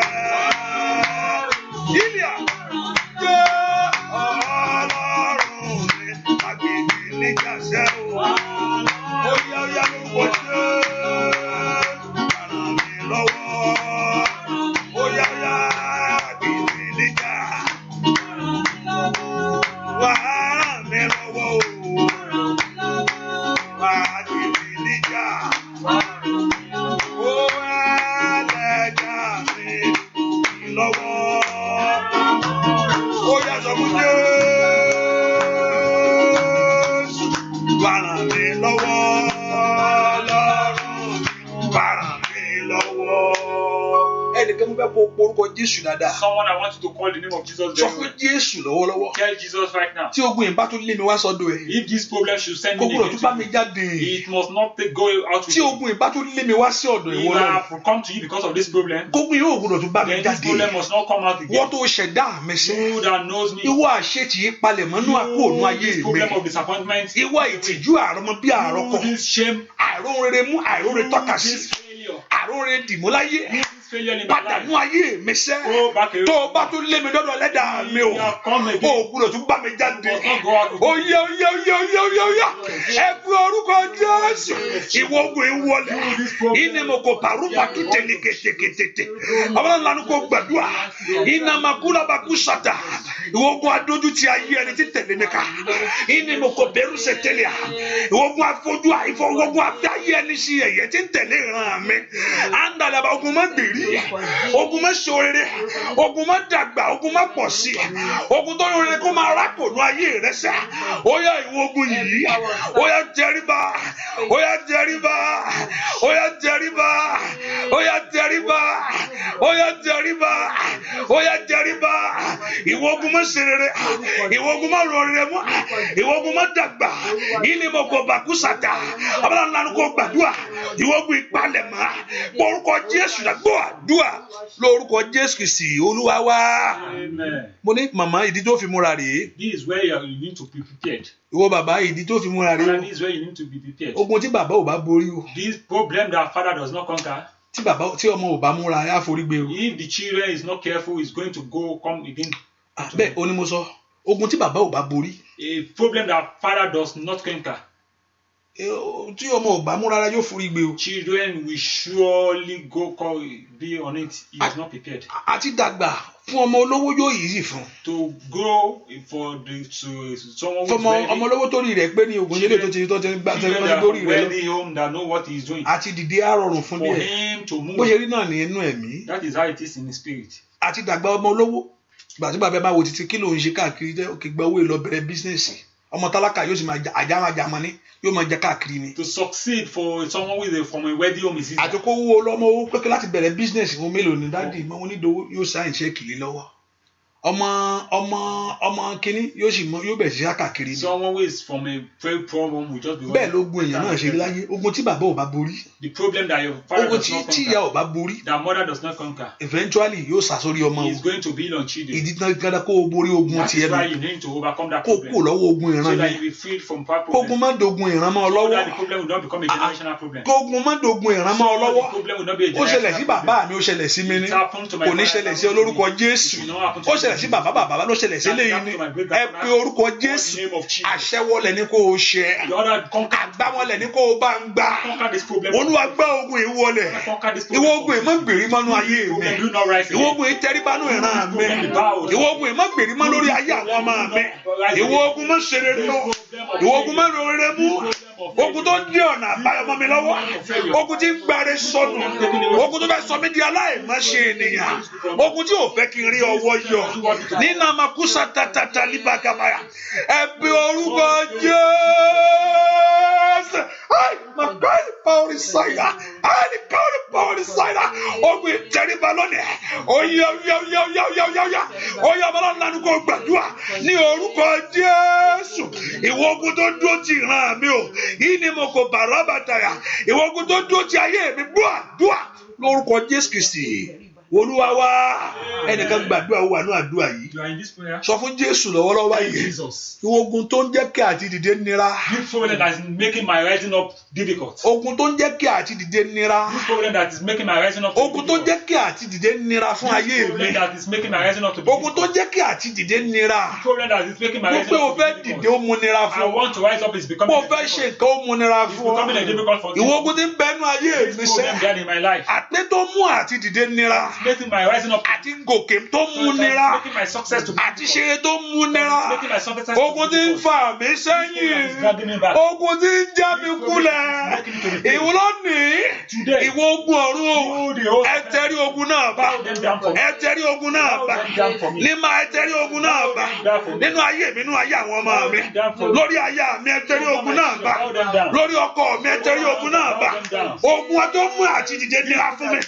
Ní ìrìn àjò tí mo rìn ní mọ̀kò pàrúsà tẹ́lẹ̀ à ó yẹ tẹ́lẹ̀ ogun náà bá ọmọlá ńlá kó gbàdúrà orúkọ Jésù sọ fún Jésù lọ́wọ́ ogun tó mú àti dìde nira fún ọ màkàpàkàpàkàsàtà ogun tó mú àti dìde nira fún ìrìn àjò mẹ ogun tó mú àti dìde nira fún ayé ọmọ mi sẹ ogun tó mú àti dìde nira fún ayé àwọn ọmọ mi gbogbo ní orúkọ Jésù Olúwa tẹrí ẹ̀bà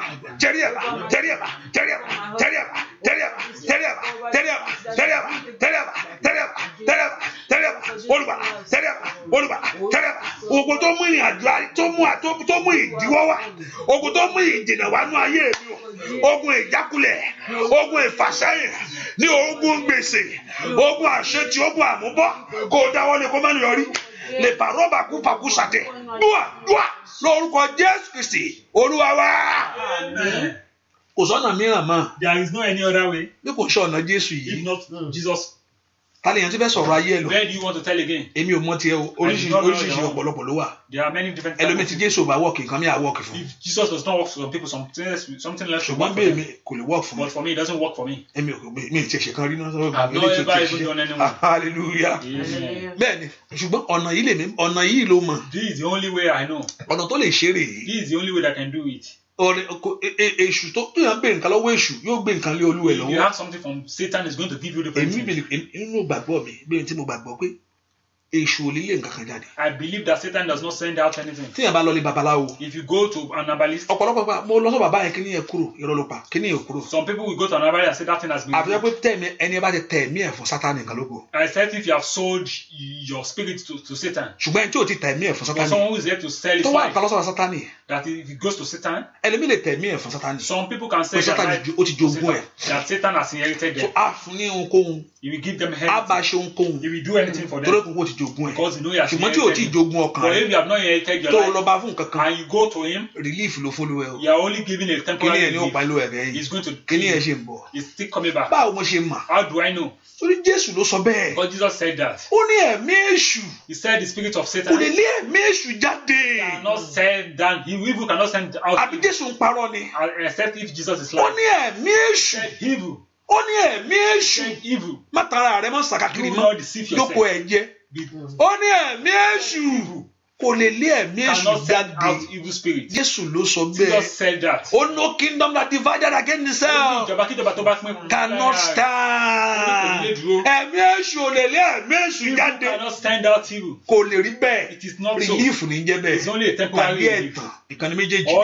Relief tàbí ẹ̀tàn ìkànnì méjèèjì ni. Relief ẹ bá mi jẹ́ kó ẹ jẹ́ kó mọ̀ bóyá kíní ìṣe díẹ̀. Temporary relief or deceit. Ẹ fi lè jẹ́ kíní yẹn kó lára ẹ̀ tìǹtìǹ kíní yẹn ṣe ń padà bọ̀ tó bá máa padà wá finito ló ń pè. That thing is coming back and it's going to finish you finally. Tó bá máa padà wá finito ni. It is going to finish you finally. Wẹ́rẹ́kẹ́tẹ́ ni ó gbé kúrò. It's going to finish you finally. Ṣùgbọ́n tó bá gba Jésù gbọ́. But if you believe Jesus. Tó gba Jésù yìí gbọ́. If you believe this Jesus. Tó di Jésù yìí mú. Kó o ní alágbára ayé rẹ. Ogun ayé rẹ yóò tẹríba. Kí ni Jésù yóò lè ṣe? Agbára Ọlọ́run pọ̀. Agbára Ọlọ́run pọ̀.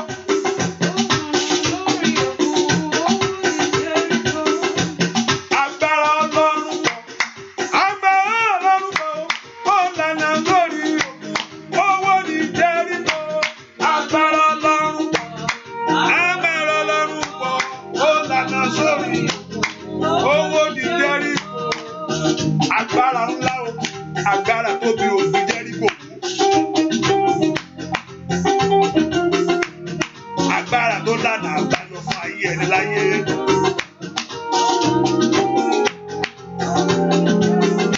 Ẹnìkan wà ní àdúrà yìí. Ó dàbí kò tí ń gbé láti jọ yìí. Ó dàbí kó pé kó para àánú ayé ẹ. Fọkàn ẹ balẹ̀ Ọlọ́run bọ̀ wá bọ̀.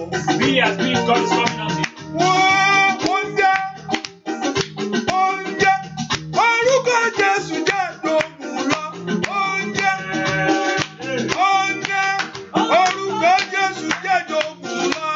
Oúnjẹ orúkọ Jésù jẹ́ dògùn lọ. Oúnjẹ orúkọ Jésù jẹ́ dògùn lọ.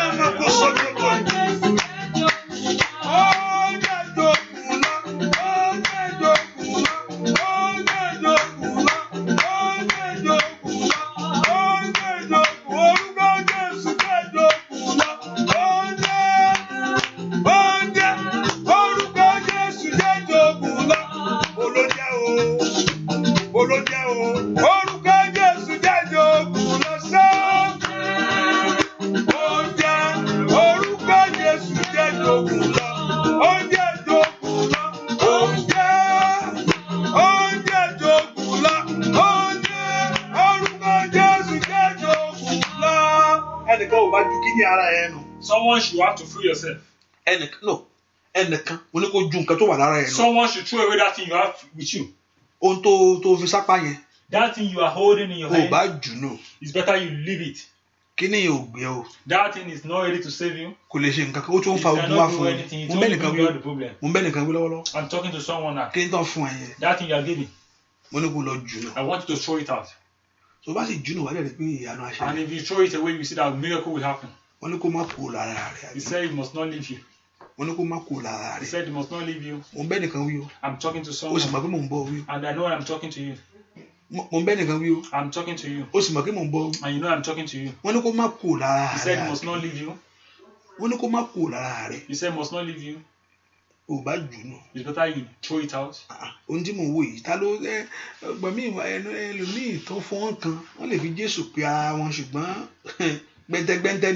Something you are giving something on behalf of Jesus, but it's not from Jesus.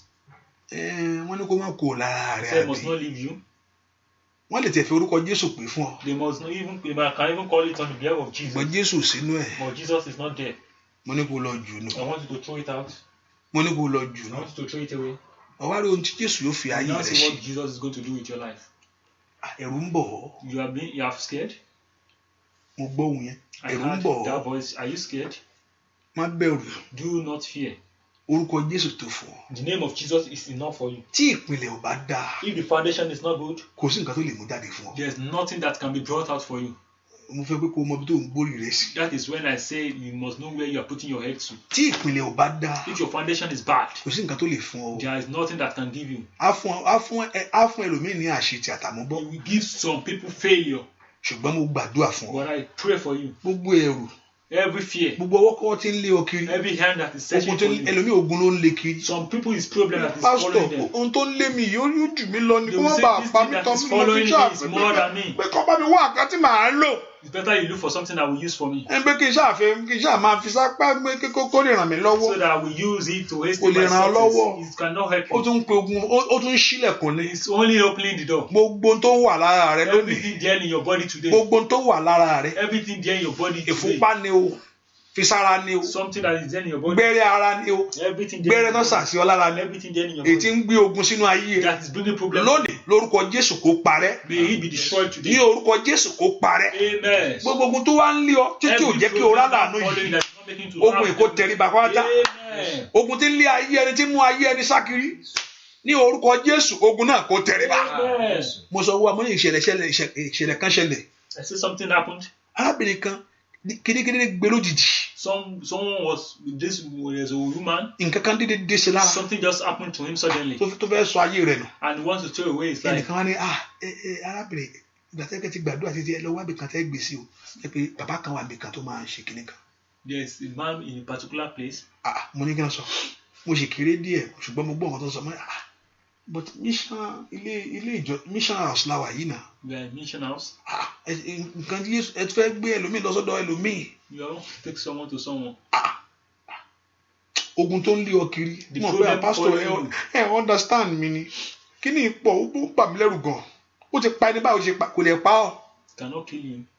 Mo pe Sátánì he will show you many examples of bí Sátánì máa kọ́ ń jẹ ẹlòmíì lógun ni pé nísìn kíní. And oṣù ọ̀pẹ Jésù ara ẹ̀ lọ́wọ́. Satan will just be making the unnecessary comment that you show Jesus can help you. Àwa fi example wọn lò ẹ. He now give you some samples. Kò sórí pé ẹni báyìí ó sọ bí ó ṣe sọ níjọ́ yẹn náà rí o. That someone like this has said the same thing this man is saying. Kíní ẹ gbèjẹ o. And the person eventually denied you. Ẹni báyìí rántí jọ́ tó sọ níjọ́ yẹn tó pé Jésù náà máa ràn lọ́wọ́ wọn bẹ̀rẹ̀ ṣọ́ọ̀ṣì pásítọ̀ yẹn sọ pé kíní yẹn ò ní pa ó pa kẹ́yìn ni. That eventually came. Ó ti wà mẹ́jọ tó sàtẹ́tẹ́lẹ̀ fún pé mo wà ńbẹ̀ báyìí rántí pé àsọtẹ́lẹ̀ báyìí wọ́n sọ fún pé kíní yẹn ò ní ṣe léṣe. I was even there that time that they made the prophecy. Kò jára ẹ o. And that person never. Kò jára rẹ̀. He never. Ó gbọ́ nǹkan tán sọ. He heard what they said.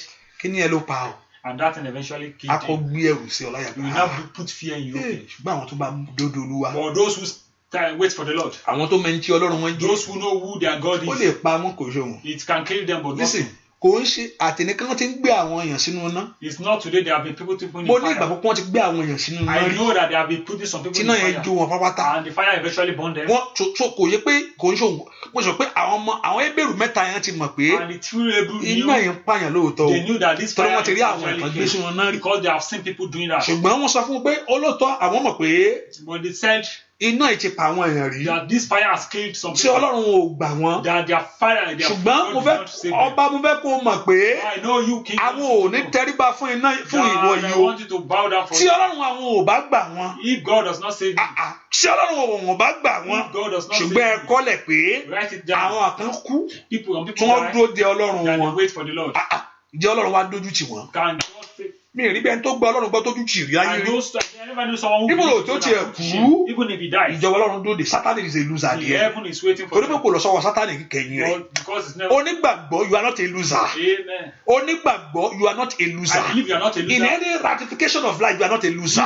Even bó tiẹ̀ láì kú lọ ọwọ́ Jésù ló dúró sí. Even if you die. Bó tiẹ̀ la kí pépé kí ni ẹ̀ tiẹ̀ ó gba ó la pé ó ẹ̀mí bọ́. Even if you die. Ṣùgbọ́n Sátánì ò ṣe kò gbogbo. Satan does not have the glory. So ọmọ Ọlọ́run you are not a loser at any course of life.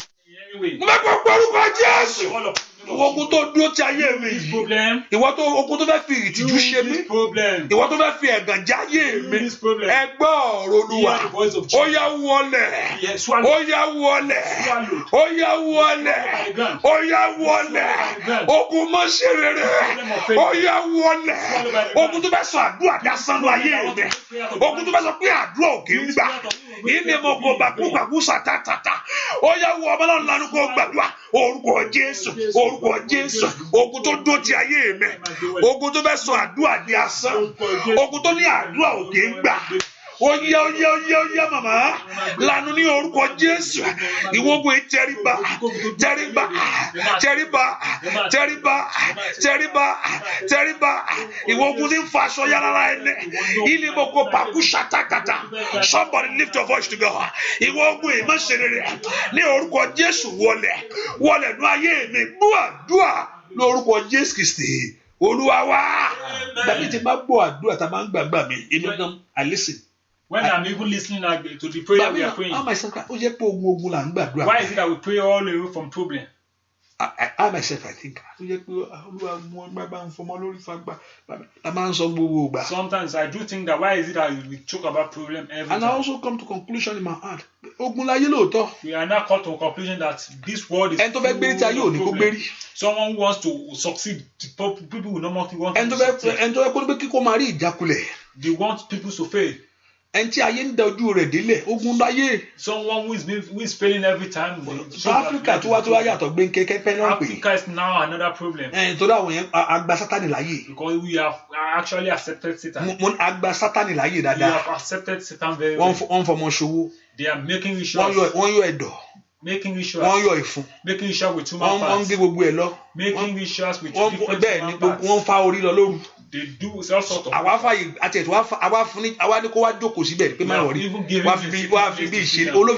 that is why. The problem. It has been in problem. What does Balak do? So let me call the name of Jesus.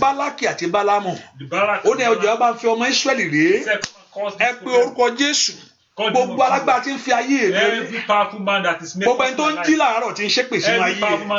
gbogbo èèyàn tí ń fi ayé rẹ rí tó ní kí ìrìn àjò má gbé ọ gbogbo èèyàn tó ń wọ ìwọ náà ò tún jókòó jẹ́ kò ṣe Snapchat ló ń Facebook bẹ́ẹ̀ ni ìwọ náà ò tún jókòó jẹ́ ẹni tá ń lé tó tún fara rẹ̀ hàn bẹ́ẹ̀ ni ọ̀pọ̀lọpọ̀ gbèsìta ní jẹ́ bẹ́ẹ̀ gba ìwọ tí mo ṣì ń lé ló ti nǹkan ò tí ì dùn lára rẹ ni ẹ pe orúkọ Jésù gbogbo ẹ ti fi ayé mi rẹ yìí ni kọ́kálì orí ṣáìdà ọ̀rẹ́ tẹ̀rí rẹ bá sá àìní màkúlì màkú ṣàdáyà oyè ẹ pe orúkọ Jésù gbogbo ẹ ti fi ohun tó fa ayé ọmọ mi rẹ gbogbo ọ̀rọ̀ òdì lórí ayé mi o ẹ ti ń wò mí tí ń ṣépè fún mi ẹ ti wo ìrìn àjò méjì ṣépè fún mi Olúwa tẹrí rẹ bá Olúwa tẹrí rẹ bá Olúwa tẹrí rẹ bá ọ̀rọ̀ wọn kò di asán ọ̀rọ̀ wọn kò di òfò ní orúkọ Jésù dúà lórúkọ Jésù Kristi Olúwa wa. ọ̀pọ̀lọpọ̀ àrò bóyá mo against posting something on Facebook. Some people will say maybe I'm against posting of something on social media. No, I'm not against it. I am not against it. But I just believe it must has a limit. But you must just limit it. I don't have pastor kí ló máa ń sọ pé mo fẹ́ fògo Ọlọ́run ni it's okay I'm not against it don't think I'm against it. I'm not against you posting something on social media. ó kàn ní ìtúwọ̀nsí ní gbogbo nǹkó jẹ́ ẹlòmíràn kan tó lọ tọ́lẹ̀tì mo wà yóò fi hàn bẹ́ẹ̀ ẹlòmíràn kò ń jẹun gbogbo ẹ̀ ni kò sí nǹkan tí ò lè fi hàn láyé. Some people can show everything in their life. ibi táwa ní ìsìn rè ibi táwa rè jókòó tiẹ̀ jẹ́ tiẹ̀ fi pamọ́ tiẹ̀ lọ sọ tiẹ̀ fi nǹkan pamọ́ ẹlòmíràn ṣebí kò lé like mo ti ní kẹ like ẹlẹ́mi tó like kò like nǹkan kan o ìpè ní iṣẹ́ pé ayé wo mọ nǹkan kan tí o ti rí nǹkan kan ojú yàrá. Some people will just be liking your post. irọ́ ló pa kò like nǹkan o tún wọn sí ní. Everything should be within. Jesus gbọ̀ngàn at one point in time he hide himself ó fara rẹ̀ pamọ́. Jesus even hid himself during one time. So bó ṣe rí nìyẹn àkójú gbogbo nìyẹn ń gbé síta. It's not everything you ọmọ mi rè gbogbo wọn rè mi sọ kí ẹ má ṣe you can do that. But ó kàn ní ìwọ̀ntúnwọ̀nsí ní every second ẹlòmíì ti gbé jáde kó tẹ̀ ṣe nǹkan kóra gbé sílé kó tẹ̀ káyé máma ṣé àwọn tó ń bínú ẹ̀ tó ń wò pé ẹ filẹ̀ ìrìn àjò ẹ̀ filẹ̀ ó ń bọ̀ wá bá wa ń bí mi ní kéèyàn má ṣe I'm not against it so ọ̀pọ̀lọpọ̀ àwọn àgbà bóyá mo against it no ó kàn láti ní ìtúwọ̀nsí ní nínú ẹ mọ̀ pé Sátánì náà ó máa níbi tó máa ń penetrate sí. Satan has some. Thank God for we are doing prayer on social media now. Thank God we are doing prayer on social media. Èṣù náà wò kí lóun náà lè rìn mú jáde nínú kìíní yìí. Satan too will think what can I bring out from this. Bẹ́ẹ̀ni òun náà ń ṣiṣẹ́ lórí ẹ̀ náà. He is also working. Kí lóun náà lè mú jáde nínú kìíní yìí. What can I bring out from this. Torí gbogbo ohun tọ́lọ́run dá òun náà fẹ́ rí nǹkan mú jáde nílẹ̀. Because everything God created he wants to have something. Sẹ́lómi ogun tó di títa yé ogun social media ló dìde mọ́. Some people is social media problems. Bẹ́ẹ̀ni ogun social media ló dìde mọ́ ẹlòmíì. Some people's problem are from social media. Ibi Yorùbá ni gbogbo ibẹ̀ àwọn míì tó ń bára wọn jà àwọn míì ò tẹ̀ ríra wọn rí wọn lè búra wọn hallelujah ẹlòmíì ṣe gbógun sínú ayé ẹnìyẹn tó gbógun sínú ayé ọmọ ẹ̀. Ibi ẹlòmíì wà ní country míì ẹlòmíì wà ní state míì wọn a máa bẹ̀rẹ̀ sí búra wọn ṣe gbogbo Yorùbá ní gbogbo wa lámọ̀ gbogbo ẹ̀ náà lámọ̀ náà. Some people do fight themselves. Ewológun ogun tẹ́ ẹ̀ ṣogun ilé tẹ́ ẹ̀ ń bára yín jà sí hallelujah kò sí nǹkan tó pa yín papọ̀ náà. So you just have to do it. So I'm not against it. We are using it, but use it wisely. Look at your Facebook. Look at your page. Is it yóò sọ nípa ọ̀rọ̀ Ọlọ́run? Ohun tó matter sí ọmọ Ọlọ́run nìyẹn. You know, at least you are there. That platform is for you to declare the goodness of God in your life, to declare God's glory, but not only just to know everything about you. Everything about your life is out there. Ẹlòmíì wọ́n ti máa yé ẹ̀ wọ́n ti mọ̀ tán dáadáa. So you just do it wisely. I'm not saying I posted something on the social media, but not everything you just put out there. Ẹlòmíì share rẹ̀ ní láàárọ̀ tó bá jí láàárọ̀. Àwọn ọmọ rẹ̀ ló ń ṣeré o, àwọn ọgbẹ́ ló ń ṣeré o, àwọn ọkọ mi rè o, ojú ẹ̀ rè o, ìyàwó mi rè ẹsẹ̀ rè o. It's out there. Praise the Lord. Hallelujah. Do it wisely. You do it. Ẹ pé orúkọ Jésù. Call the name of Jesus. Olúwa fi ìyanu fún ayé mi. Father, give my life a miracle. Olúwa fi ìyanu fún ayé mi. Give my life a miracle. Ẹ jẹ́ tí ọ̀rọ̀ tí mò ń bọ̀ sọ. Let this thing I'm talking to you. Olúwa jẹ́ ó ní ìyanjú. Let it have a solution. Jẹ́ kó yọrí sí rere o. Jẹ́ kó yọrí. Bàbá jẹ́ kó yọrí sí rere o. Jẹ́ kó yọrí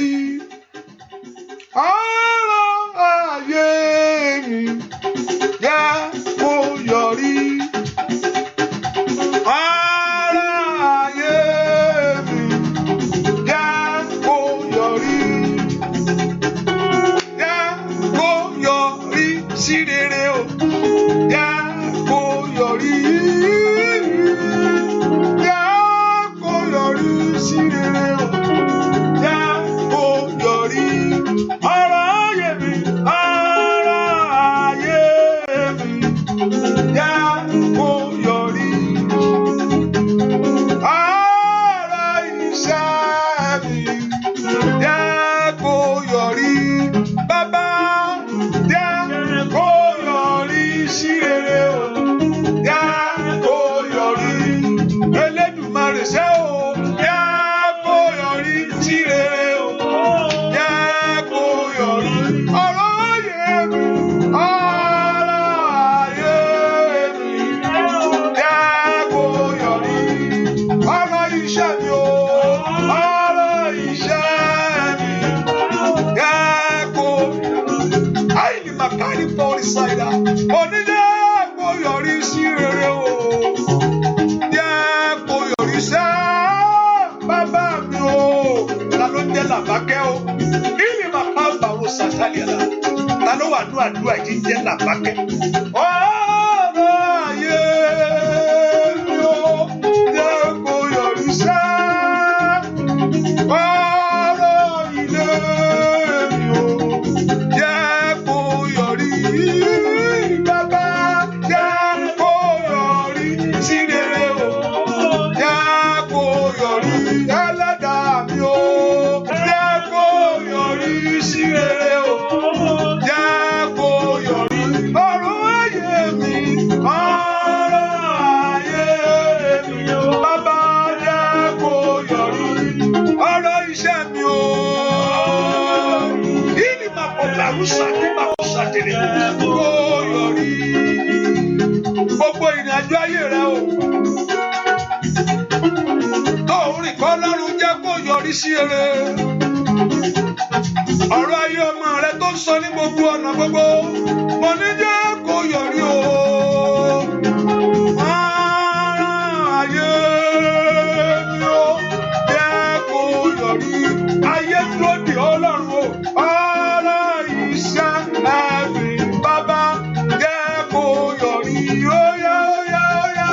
Jẹ́ kó yọrí sí rere o. Jẹ́ kó yọrí. Ẹlẹ́dàá mi o. Kó yọrí sí rere o. Jẹ́ kó yọrí. Ọ̀rọ̀ ayé mi o. Ọ̀rọ̀ ayé mi.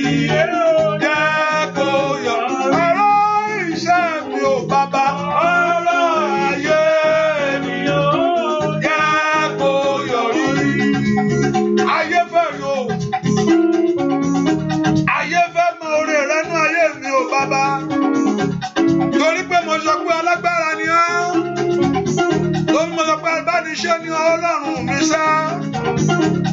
Mo ní bàbá, jẹ́ kó yọrí sí rere o. Jẹ́ kó yọrí. Jẹ́ kó yọrí sí rere o. Jẹ́ kó yọrí sá.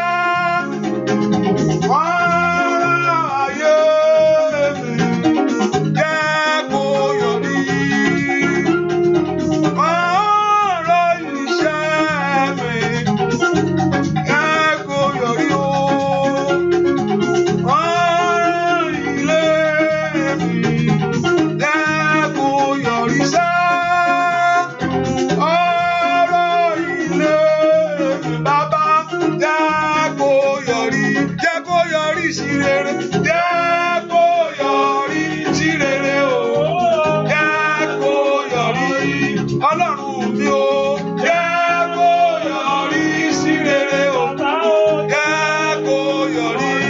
Ọ̀rọ̀ ayé mi o. Ọ̀rọ̀ ayé mi o. Jẹ́ kó yọrí. Ọ̀rọ̀ iṣẹ́ mi o. Jẹ́ kó yọrí. Ẹnìkan Olúwa ní kí n sọ fún ọ pé. God said I should tell someone. Ó lóun ó fi ìyanu dán ọ wò. He said, I'm going to show you a miracle. Let's see with the miracle. Olúwa ní kí n sọ fún ẹnìkan tó wà nínú àdúrà God said yìí. I should tell someone who is in this prayer. Bóun ó fi ìyanu dán ọ wò. I'm going to test you with a miracle. O ò ní fẹ́ẹ̀lì o. You will not fail. ìyanu dán ayé rẹ wò. Mo ohun tó ṣe pẹ̀lú ẹ o. Know what you are going to do with it. Olúwa yóò fi ìyanu dán ayé rẹ. God is going to test you with a miracle. Ó ṣe wàhálà ìyanu ni. Ṣùgbọ́n màá lò fún ọpẹ́ fún ẹni tó ọpẹ́ yẹ. Give glory unto whom iṣẹ́ tó ní kó fi ṣe láyé. Do whatever you do. O ní kùnà ògo rẹ̀ sẹ́. Do not miss his glory. Bàbá jẹ́ kó yọrí sí rere o. Jẹ́ kó yọrí. Jẹ́ kó yọrí sí rere o. Bàbá jẹ́ kó yọrí sẹ́. Ara ayé mi jẹ́ kó yọrí. Ìrìn àjò ayé mi bàbá jẹ́ kó yọrí sí rere. Jẹ́ kó yọrí sí rere o. Ẹlẹ́dàá mi jẹ́ kó yọrí. Jẹ́ lọ́pẹ́ kó yọrí sí rere. Ẹnu mi kó tọrọ. Bàbá ayé mi o jẹ́ kó yọrí. Lára iṣẹ́ mi o. Iṣẹ́ mi o jẹ́ kó yọrí. Mo gbàdúrà fẹ́nìkan. Mo rí pé wọ́n ń di pálí. Mo rí pé wọ́n ń di ẹrù pálí. Ẹ̀wọ̀n ń kó ẹ̀rọ abẹ́nìkan múùfù. I see people making some notes. Mo rí pé wọ́n ń kó ẹrù. Ẹni ẹ̀ ń di ẹrù sínú pálí. I see some people gathering carton. Èmi ò mọ bẹ́ẹ̀ nìkan fẹ́ mú. I do not know what is happening. Maybe someone wants to push. Ṣùgbọ́n mo rí pé wọ́n ń di ẹrù sínú pálí. I see some people, some kind of load image. Mo gbàdúrà fún ọ. I pray for someone. Ẹrù ayé rẹ. The problem of your life. Ní orúkọ Jésù. Fún oore kó tọ̀ ayé rẹ wá. Come out to your life. Ní orúkọ Jésù. Gbogbo láti gbà sálọ kó padà wá. Gbogbo tí ayé ti gbà sálọ gbogbo ẹrù rere. Gbogbo ẹrù àṣeyọrí kó padà wá. Gbogbo ẹrù rere kó padà wá. Mo tún gbàdúrà ó tó wà níwájú ẹ fún ìgbésẹ̀ tó fẹ́ gbé. O ò ní jì kótó ní ìgbésẹ̀ rẹ o. Ìgbésẹ̀ rẹ ò ní jì sínú kòtò. Ìgbésẹ̀ rẹ kò ní jì sínú kòtò. Láti kúrò síbì kan ní orúkọ Jésù ò ní jì sínú kòtò. O ò ní bọ́ sínú kòtò. O ò ní bọ́ sínú kòtò. O ò ní bọ́ sínú kòtò. Ojú ò ní tì ọ́. Ojú ò ní tì ọ́. Ojú ò ní tì ọ́. Ojú ò ní tì ọ́. Ojú ò ní tì ọ́. Ojú ò ní tì ọ́. Ojú ò ní tì ọ́. Ojú ò ní tì ọ́. Ojú ò ní tì ọ́. Ẹ̀rí ìyanu. Mo gbàdúrà gbogbo ẹ̀ tó wà ní àdúrà yìí. Ẹ ti ń wá sínú àdúrà yìí. Ẹ ti máa ń wá gbogbo ìgbà. Ọ̀pọ̀lọpọ̀ wọ́n mọ̀ yín báyìí orúkọ. Bọ̀mí ìmọ̀ yín lójúkorojú ṣùgbọ́n wọ́n pẹ́ ní nǹkan kan nínú ayé yín. Ọ̀pọ̀lọpọ̀ bá ti rẹ́ lómi mọ̀ pé yẹ̀sì. Ẹni yìí máa ti wá sínú àdúrà tipẹ́tipẹ́. Mo gbàdúrà fún everyone that is here now. Pé gbogbo tẹ̀ ń béèrè gbogbo tẹ̀ ń fẹ́ nu ọkàn yín sẹ́. Ní orúkọ Jésù látọ̀nà kó bẹ̀ sí yọrí sí rere. Gbogbo tẹ̀ ń fẹ́ gbogbo ẹ̀ tó wá sínú àdúrà yìí. Gbogbo tí ẹ̀ ń fẹ́ everyone that you are coming in this prayer. Ọlọ́run ló fẹ́ ṣiṣẹ́ rẹ̀. Olúwa ló mọ̀ fẹ́ tú àwọn èèyàn sílẹ̀. Má jẹ́ mọ́ Ọlọ́run pé kó dá ògo padà fún yín. Má jẹ́ mọ́ Ọlọ́run pé kó gbé yín dìde. Gbogbo tẹ̀ ń fẹ́ tẹ̀ fi wọnú àdúrà yìí wá. Gbogbo tẹ̀ ń sọ tẹ̀ fi ń ké pe Ọlọ́run. Ní orúkọ Jésù kí ìyanu kó ṣẹlẹ̀. Ní orúkọ gbogbo tẹ̀ ń béèrè lórúkọ Jésù kó ṣẹlẹ̀. Gbogbo tẹ̀ ń fẹ́ kó ṣẹlẹ̀. Gbogbo tẹ̀ ń fẹ́ kó ṣẹlẹ̀. Gbogbo tẹ̀ ń fẹ́ kó ṣẹlẹ̀. Ẹ pe orúkọ Jésù bí tẹ wá. Ẹni máa ń Ísírẹ́lì rántí mi. Ẹ ṣí ìwé ìrántí kò mí. Remember me for good. Ẹni máa ń Ísírẹ́lì rántí mi. The Holy One of Israel remember me. Ẹ ṣí ìwé ìrántí kò mí. Open my success story. Ẹni máa ń Ísírẹ́lì rántí mi. The Holy One of Israel remember me. Ẹ ṣí ìwé ìrántí kò mí. Open my success story. Ẹ jẹ́ kí àdúrà mi gbà. Let my prayer be Ẹ jẹ́ àdúrà mi gbà. Let my prayer be Ẹ jẹ́ àdúrà mi gbà. Let my prayer Ẹ jẹ́ àdúrà mi gbà. Let my prayer Níbi àdúrà ẹjọ́ gbè mí. Orúkọ rẹ kó ṣèyanu ayé mi. Orúkọ rẹ kó tú mi sílẹ̀. Orúkọ rẹ kó já mi nídè. Orúkọ rẹ kó ràn mí lọ́wọ́. Orúkọ rẹ kó gbérí ayé mi fún mi. Orúkọ Jésù èyí tí mo dìrọ̀ mọ́. Orúkọ Jésù èyí tí mo sátọ̀. Orúkọ Jésù èyí tí mo wọnú rẹ̀ lọ. Ó yá kó gbè mí lónìí. Ó yá kó já ìdè mi. Ó yá kó tú mi sílẹ̀. Bóyá kó ràn mí lọ́wọ́. Bóyá kó gbé ayé ọmọ mi dìde. Ilé ọmọ gàdàdàdàdà. Nana makobe kuzedede. Ribagidegedegedegede. Maya gàdàgàdàgàdàgàdà. Maya gàdàgàdàgàdàgàdà. Manibaroba kutototolia. Orúkọ Jésù tú àwọn èèyàn sílẹ̀. Orúkọ Jésù gba ayé àwọn èèyàn yìí. Orúkọ Jésù ra ayé àwọn èèyàn padà. Dúà lórúkọ Jésù Kristi Olúwa wa. Amen. Tó wà lábẹ́ àìsàn. I don't know who is under sickness. Lórúkọ Jésù. In the name of Jesus. Ọba tó sọ fún Hezekiah. The God who told Hezekiah.